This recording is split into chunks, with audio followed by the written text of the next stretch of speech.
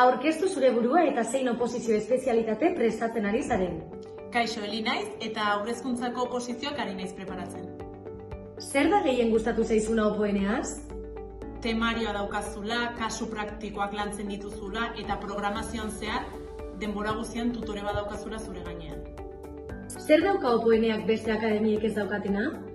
Argi dago akademia guztiak temak dituztela, gaiak dituztela, baina opoeneak gauza berezi bat dauka eta da pertsonen gertutasuna. Zer puntuazio emango zenioke opoeneai? Egia esan batetik 10era 13, bikainak diru. Beti gomendatuko zenuke opoenea beste pertsona batzuei? Oso prozesu zaila da, gogorra da, eta tutore bat zure gainean egotera psikologikoki apoiatzen ezinbestekoa da, eta beraiek lortzen dute opoeneak beti dago.